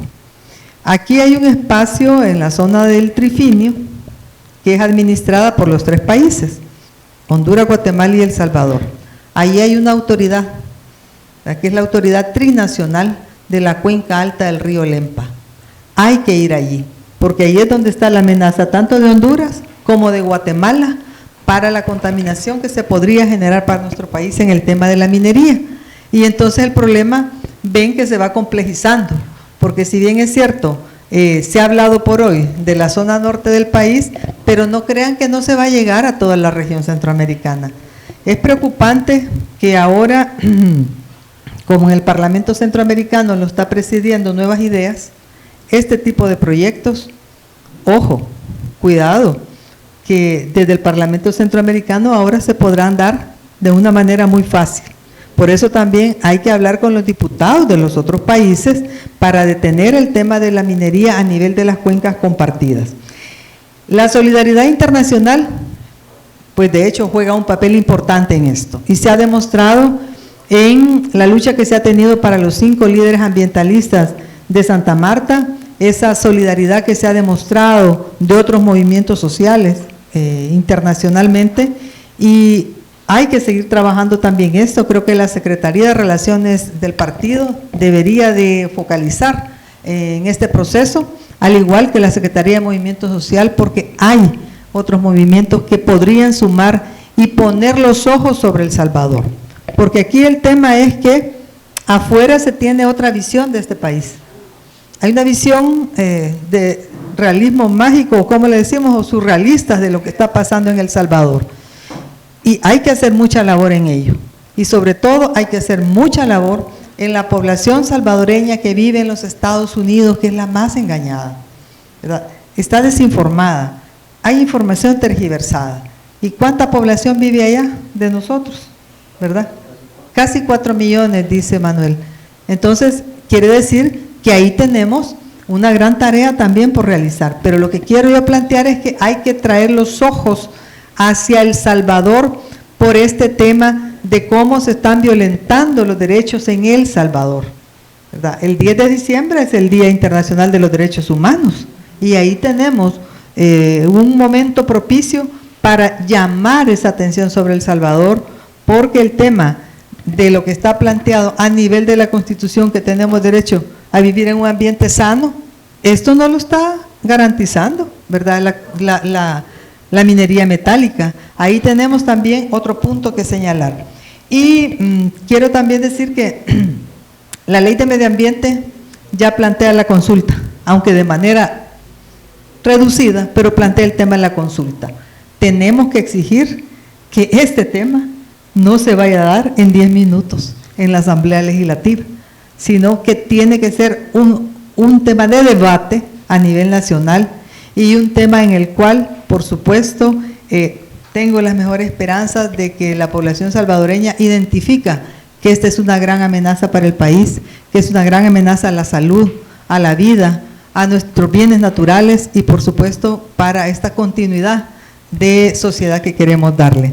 Quiero quedarme hasta aquí para que conversemos con todos y todas y que fortalezcamos la posición. Gracias, Carolina. Gracias, compañera Lourdes. Muy importante la exposición que la compañera nos ha hecho. Agradecemos a los tres ponentes parte de este conversatorio y para ir cerrando la parte de las intervenciones, porque va a haber un espacio de preguntas y respuestas, comentarios, aportes, dudas también que tengamos. No sin antes le damos la palabra a nuestro compañero secretario general, Manuel Flores, para que haga un cierre también sobre el contexto de la problemática. Manuel. Sí, gracias, Carolina. Gracias, doctor Lourdes Isabelo. Yo creo que es importante el mantener a nuestra gente bien informada. Es nuestra labor ética y moral. Hay muchas voces que por desconocimientos y desconocimientos históricos hablan cualquier cosa. Yo estaba recordando, doctor, lo que le pasó a Patrice Lumumba, defensor de los derechos ambientales, sociales y libertarios en el Congo. Recordemos que el Congo fue una colonia belga, atroces, asesinatos permanentes, y por defender la soberanía y la independencia del Congo fue asesinado, diluido en ácido, y solo se encontró un diente de oro, y eso acaba de ser repatriado hacia el Congo. ¿Qué les quiero decir? Que las grandes transnacionales y los poderosos no les importa usar cualquier artimaña para apartar a aquella gente que se opone a este tipo de cosas. A eso nos vamos a enfrentar. Situaciones difíciles, amenazas. Y es normal que la gente tenga miedo y algunos guarden silencio, especialmente cuando todo viene maquiavélicamente preparado. Régimen de excepción, persecución. Lógico, hacer este tipo de eventos también tiende a crear conciencia. Con Lourdes fuimos diputados cuando aprobamos la ley, hubo debate. Yo no era de esa comisión, pero veía al doctor Mata, a Lourdes y a los compañeros haciendo precisamente consultas. La ley no fue fácil, no fue de 10 minutos, fue de años, porque precisamente es la derecha la que se oponía. Y lógicamente es la voracidad del capitalismo que defienden, a diferencia de nosotros, que somos atacados precisamente por defender coherentemente la vida de la gente. Y hoy más que nunca estamos siendo sometidos a ataques viscerales en redes, tiktokeros, youtuberos, facebookeros, no importa lo que nos digan, o que quieran ridiculizarnos, pero vamos a seguir dando posición firme y coherente como partido, independientemente de lo que señalen. Hay algunos generadores de contenido que no tienen ni la más mínima idea de lo que significa el agua pesada, por ejemplo. El doctor hablaba de cuando un reactor hay que enfriarlo, no se usa agua corriente, se usa agua pesada, tritio. ¿Quién produce eso? 2 países en el mundo, Irán y Argentina. ¿Y cuánto cuesta? Y es para enfriar los reactores nucleares. Claro, los países que tienen energía nuclear tienen vastas extensiones territoriales, porque no es ahí a la par de la ciudad donde se hacen las grandes construcciones, es cerca de los océanos, lugares, digamos, áridos. Por supuesto que aquí le vienen a decir que hay todo tipo de materiales, hasta tierras raras, por supuesto, pero cuando se habla de tierras raras, debemos de saber que China es dueña del 57 al 62%, la India, Corea del Norte, Estados Unidos, Canadá, otra parte está en Antártida, y aquí puede haber un poquito. Podemos ir incluso a encontrar algunos pedacitos de oro en los ríos, en la Unión, el desastre que hubo en la Unión, incluso diputados de Nuevas Ideas que han denunciado cuando eran del frente eso y ahora no. Es la doble moral que vamos a enfrentar. La doble moral de aquellos que antes opinaban de una manera y ahora opinan de otra. Pues nosotros debemos de mantener nuestro pensamiento intacto y es la defensa del medio ambiente. Aquí atrás tenemos una foto llena de agüita, ¿verdad? Y precisamente eso es lo que hay que defender. Yo aspiro a conocer a mis nietos y bisnietos y que tomen agüita limpia, pues, y que sigan respirando aire sin mascarilla. Precisamente, todos aquellos que piensan hacer dinero, como Elon Musk, esos son los que usan este tipo de minerales para fabricar sus vehículos, sus naves espaciales. ¿Saben cuánto es el capital de Elon Musk? Así se dice, ¿va? Elon Musk. ¿Ah? 300 mil millones de dólares. 300 mil millones de dólares. ¿Producto de qué? De la explotación minera, de la explotación de esas tierras raras. Y entre más rico se hace Elon Musk, más pobre se hace la gente. Eso es directamente proporcional. Y algunos aplauden eso. Y dicen, ¿y ya viste que superó a Mark Zuckerberg? ¿Y ya viste que superó a Amancio Ortega? Ya Carlos Slim tiene poquito, ya tiene 65 mil millones nada más.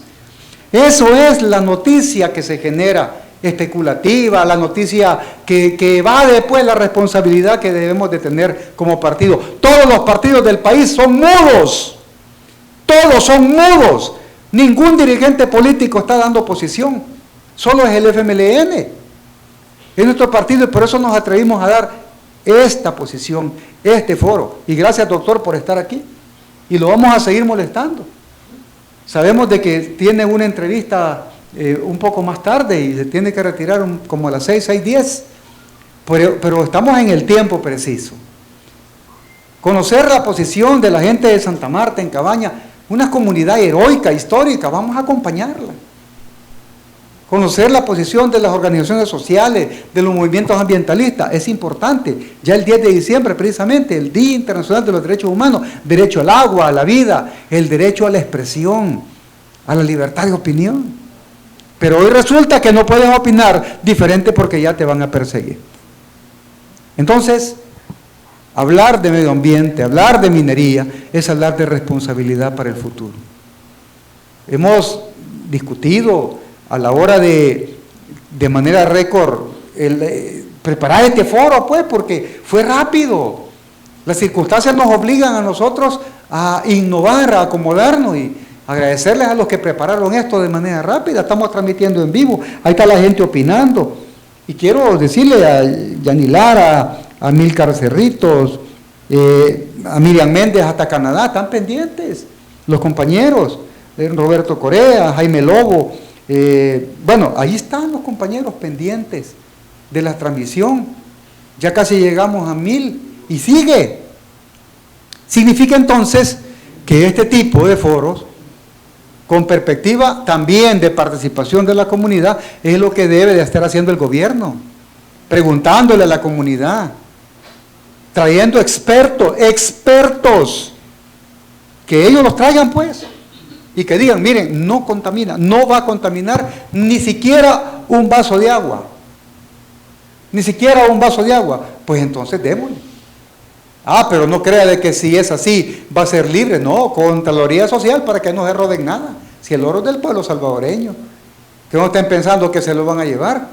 Pero una cosa es verdad, todo queda en las grandes transnacionales y corporaciones. ¿Dónde está resguardado el oro? En los grandes bancos de Inglaterra. Es más, Inglaterra le robó las reservas a Venezuela. ¿Quiénes más? Los españoles nos han saqueado si Pedro de Alvarado, ustedes piensan que si Pedro de Alvarado hubiera sabido, se lleva todo. Pero estos estudios ya son viejos.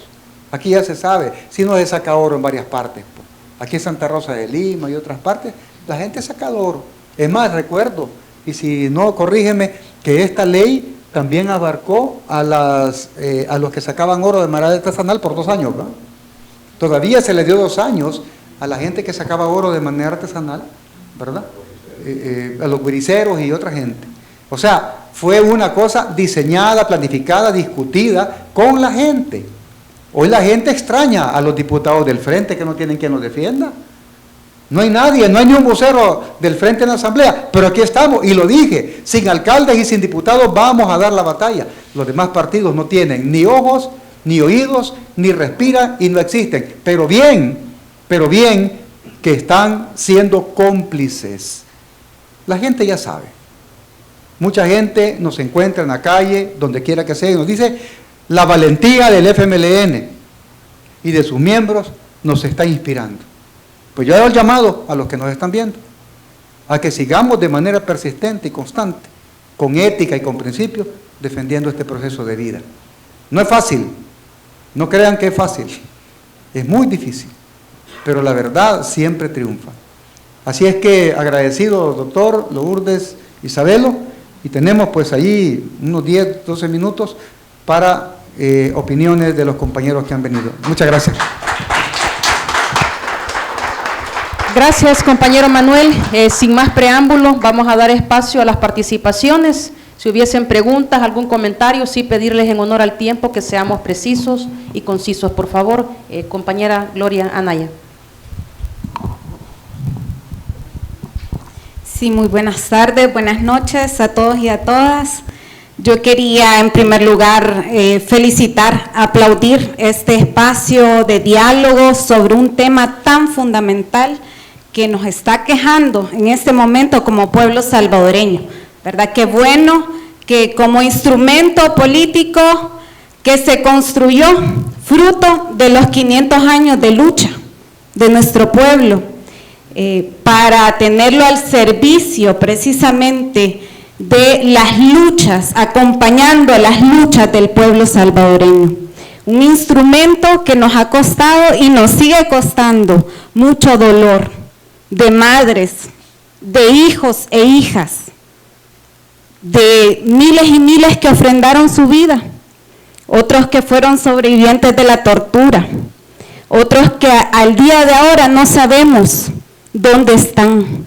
10,000 desaparecidos solo en la época de los 80, ya no digamos de todo el proceso anterior. Entonces a eso nos debemos, a esa memoria de tanta gente, de miles de héroes y heroínas que ofrendaron hasta su vida. Así que bueno que este espacio se está dando en esta noche, en este día, en este momento tan crucial, que nos han llevado, nos han ido arrastrando hacia el abismo.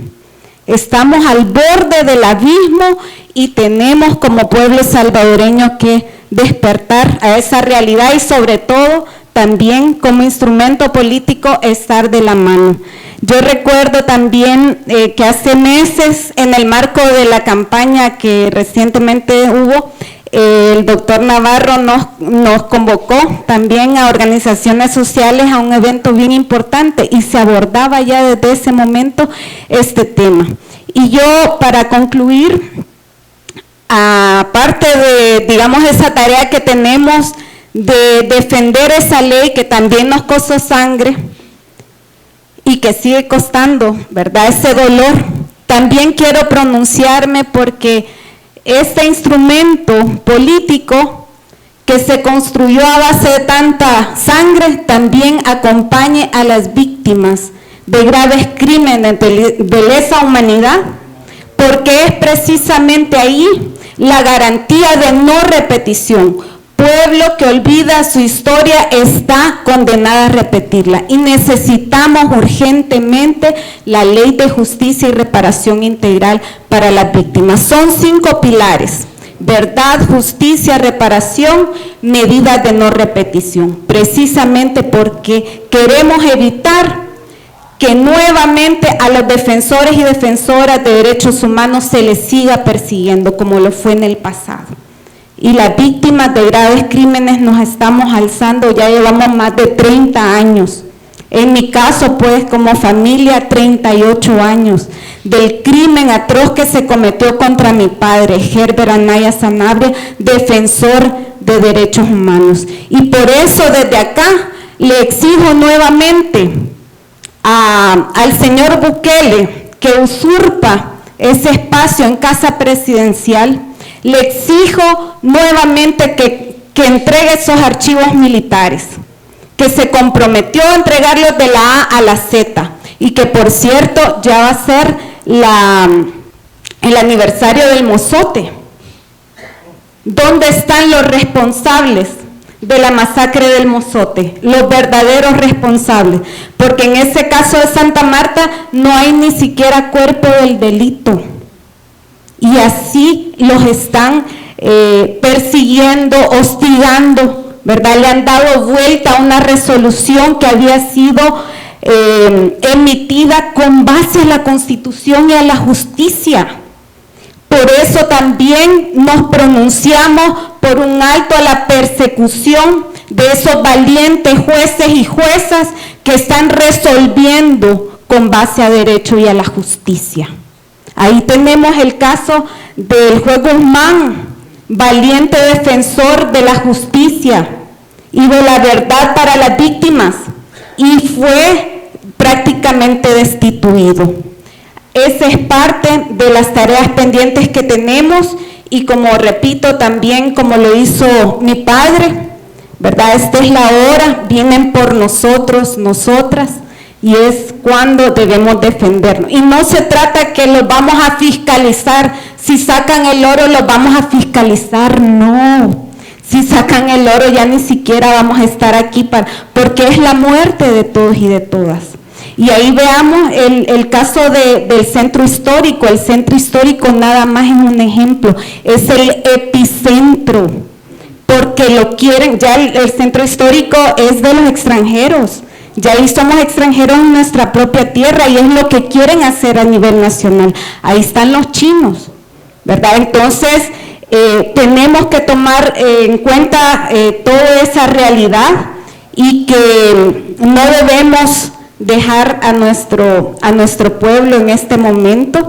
Tenemos que acompañarlo, ¿verdad? Y superar el miedo, superar la división, y sobre todo articularnos y movilizarnos. Muchas gracias, nuestra voz no la callarán nunca.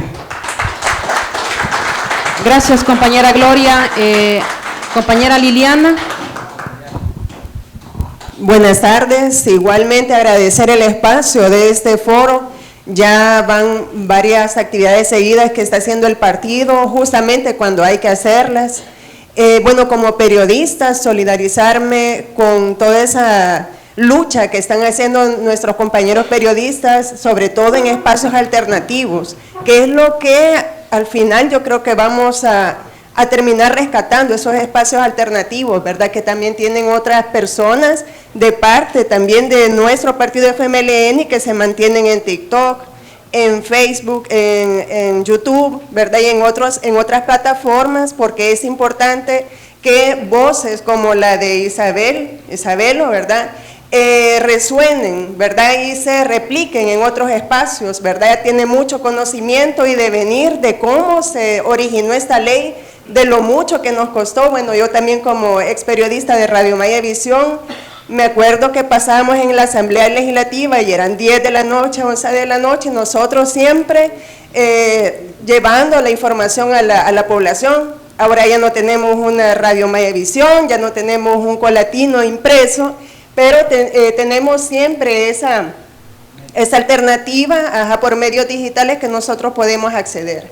Así de que el llamado para la gente para que nos informemos bien, donde escojamos cuáles van a ser nuestras fuentes, ¿verdad?, que nos van a informar, y no andemos creyendo que hay minería buena, minería verde, porque la particularidad de El Salvador es única, como decía el doctor, solo aquí se dan muchas cosas y eso no nos tiene que asustar, que solo en El Salvador haya una ley en contra de la minería, si eso lo deberían de estar replicando otros países.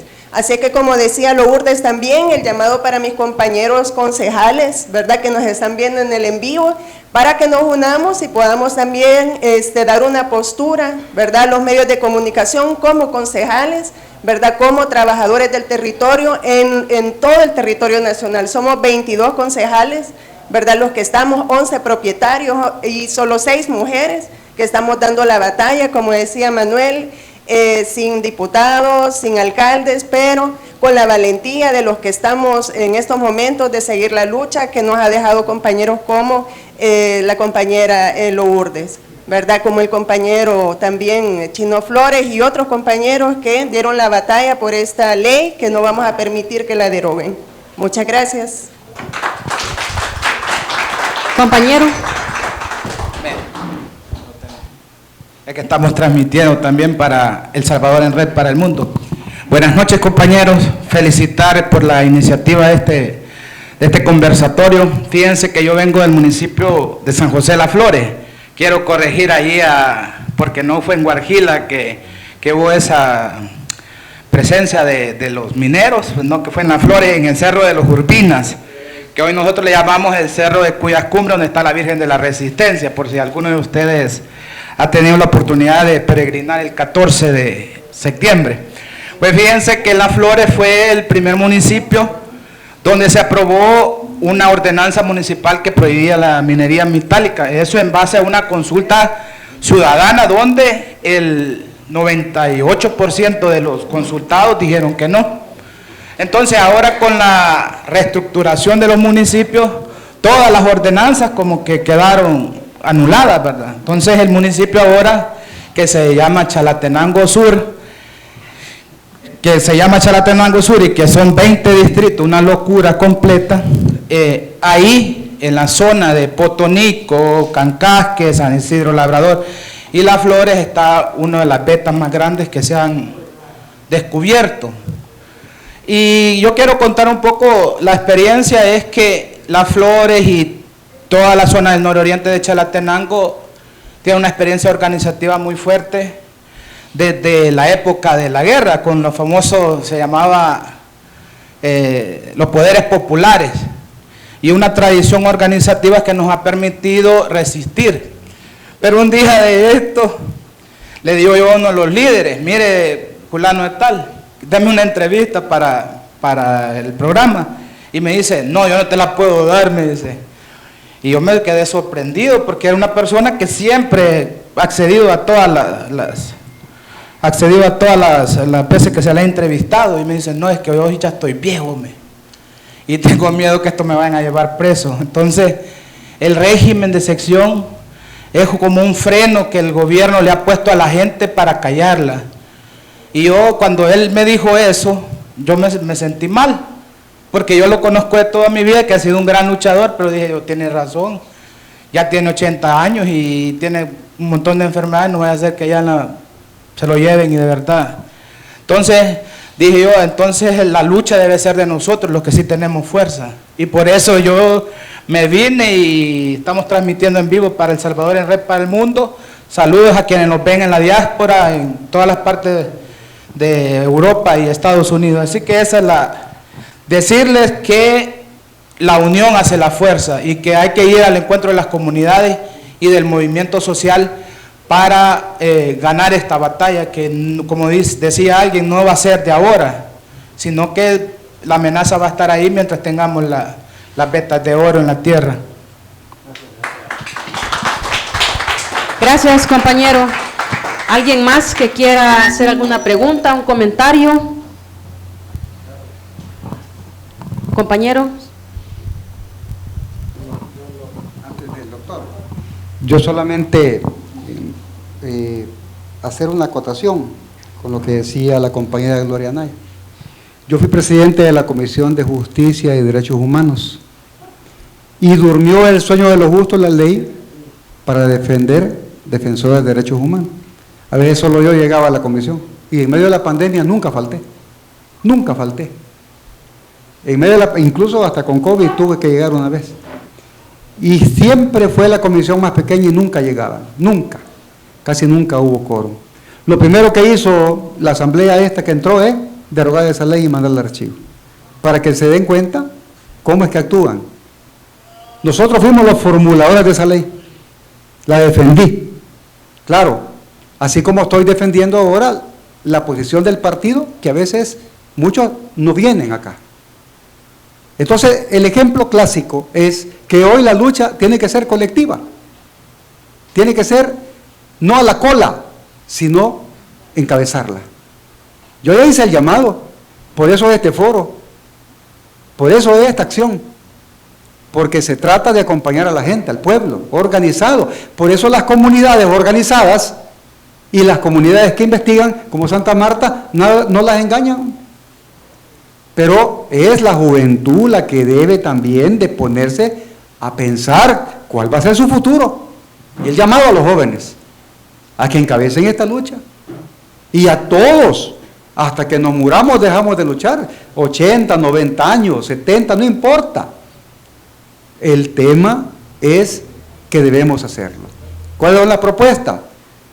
Las movilizaciones, los debates en las comunidades. ¿Lo va a hacer el gobierno? No. ¿Lo va a hacer la Asamblea Legislativa? No. ¿Que lo van a hacer las organizaciones sociales? Sí, pero también nosotros, como partido, lo vamos a hacer. Y vamos a llamar a las organizaciones sociales que se sumen. Porque hay algunos que no están dando la cara. Y concuerdo con Lourdes, tiene que hacer una gestión internacional, posicionamiento internacional, estoy de acuerdo. Y lo vamos a hacer. Y lo he hecho en estos viajes que hemos desarrollado. No es fácil,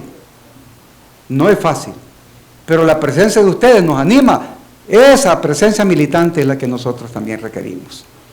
Así es que concejales, dirigentes departamentales, municipales, distritales, Consejo Nacional, Comisión Política, secretarías, a sumarnos al esfuerzo.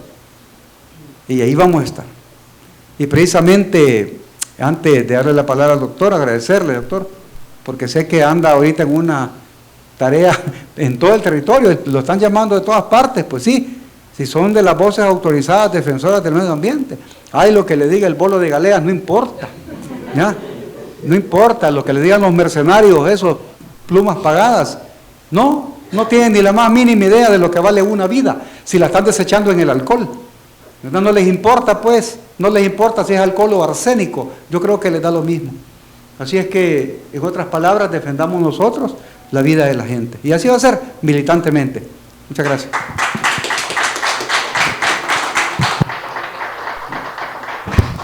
Sí, dos cositas breves. Uno, cuando el presidente decía que El Salvador es el único país donde se prohíbe la minería metálica, han habido esfuerzos en muchas partes. Lo que pasa es que no todos los han logrado. En Costa Rica, lo que lograron fue que se prohibiera la minería a cielo abierto. Hasta ahí llegaron. ¿Por qué? Porque, pues sí, las luchas, el poder y todo, ¿va? Y ahora este presidente de Costa Rica quiere revertir eso también. Imagínense ustedes. Entonces, eso de que solo en El Salvador, no, sí que en todas partes del mundo. En todas partes del mundo. Lo que pasa es que hay momentos, en África, por ejemplo, que la presión es bastante más fuerte que en América Latina. Históricamente y actualmente todavía. Bueno, eso es lo primero. Lo segundo es que, si ustedes se dan cuenta, en el discurso del presidente y de otros, meten de pronto un proyecto aquí en el lago Coatepeque. Casualmente yo escuché en una Radio Fuego, a un señor que estaba diciendo eso, y cuando comienzan a decir, somos el primer país que va a promover esto, y que es que las cosas han cambiado y la gente no se ha dado cuenta de la oposición que han cambiado. ¿Cómo va a ser el primer país de algo que están comprando afuera? Una tecnología que están comprando afuera. Después escuché a la presidenta de la ASA, que la señora decía varias cosas interesantes, pero comienza, es que el liderazgo del presidente, entonces uno dice, bueno, ¿y es propaganda o es una explicación científica? Hay que separar las cosas. Ellos tienen el derecho de sacar un video si quieren de propaganda, es cosa de ellos, pero lo mezclan con la ciencia, pierden credibilidad. Bueno, pues yo me di la tarea de andar investigando esa vaina, y ese ultrasonido, para lo que se usa principalmente, es para conocer cómo está la realidad, ¿verdad? La profundidad, la presencia de algas y todo. Pero hay una empresa en Holanda que ha diseñado, ha hecho un cambio interesante, LG, no me acuerdo el nombre, pero ahí está. Esta empresa ha logrado hacer que con él hace vibraciones de ultrasonido en la superficie del agua y logra bajar a las algas. Entonces les hace que no les dé el sol y no les da la fotosíntesis, se mueren y se van. Y ellos muestran fotos de antes y después y se ve interesante, ¿verdad? Y a lo mejor funciona. Y en el brochure de ellos hay 20 países que ya lo han hecho, o sea, El Sabor no es el primero. Y entre los más cercanos está Nicaragua y la República Dominicana. Más lejitos está Brasil y Colombia, más allá está Estados Unidos y Holanda, y por allá lejos está Filipinas y Malasia. O sea, y parece que la cosa funciona. Han invertido $7 millones. Entonces me da la impresión que quieren mostrar una cosa que a lo mejor funciona y equipararla, que miren, en toda la minería va a funcionar. Allí es un proceso de emisión de ultrasonido y en el otro son químicos venenosos. Son cosas completamente distintas, totalmente distintas, ¿verdad? Es como que yo le puedo decir a usted, usted es una buena periodista, porque sé que es una buena nadadora. ¿Y qué tiene que ver el periodismo con ser buen nadador? Pues son cosas completamente distintas. Digo, porque la gente que no ve, que a veces no anda pensando en cómo ganarse la vida, le muestran una cosa bonita, entonces imagina que pues el otro va a ser bonito también. Y no es así. Y aún esta empresa, nomás para los biólogos, ¿verdad? Ellos sostienen que no impacta a los otros seres vivos. Si el gobierno me preguntara, yo le recomendaría que ponga ahí unos biólogos a ver si eso es cierto. Porque uno no sabe. Tiene capacidad, presión suficiente para sumergir las algas y los pescaditos, ¿qué? Hay que ver. A lo mejor no, a lo mejor sí, pero hay que investigar. Porque hemos tenido varias experiencias en el pasado donde los científicos han dicho, eso no daña. Y ya con los años, nos dimos cómo se destruyó la capa del ozono con una vaina que decían que no afectaba en nada. Pues nos dimos cuenta después que sí afectaba, y seriamente. Entonces, ese es un como llamado pues a no dejarse engañar, ¿verdad? No dejarse engañar. Algunas cosas pueden funcionar, de algunas cosas que no tienen nada que ver con otra vaina que es altamente contaminante. Eso es nomás. Bueno, muchísimas gracias, compañeros, compañeras. Si no hubiesen más participaciones, daríamos ya por cerrar este conversatorio. Sabemos que no es el primero, hay muchos temas que vienen en la coyuntura de nuestro país y como ya lo han reiterado nuestros ponentes, es tarea nuestra también día a día hablar con la gente, la tarea de militante, la tarea de luchador social, en el espacio que estemos, es importante podamos intercambiar y también construir propuestas que le puedan ayudar a nuestro país. Ha quedado en visto acá entre todas y todos lo problemático que puede ser abrir la minería en nuestro país, repercutir en la niñez, la juventud, la adolescencia, y traemos un sinfín con ello de enfermedades también crónicas terminales. Entonces vamos a decir no a la minería, sí a la vida. Muchísimas gracias, compañeras y compañeros ponentes. Feliz noche.